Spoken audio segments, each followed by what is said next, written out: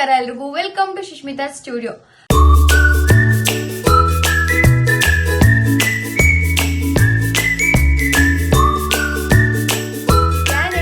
ತುಂಬಾನೇ ಸೇಲ್ ಅಂತ ಕೇಳಿರ್ತೀರಾ. Pure Mysuru silk ಅಲ್ಲಿ ಸೇಲ್ ನ ತುಂಬಾ ನಡೆಸಿದ್ರು.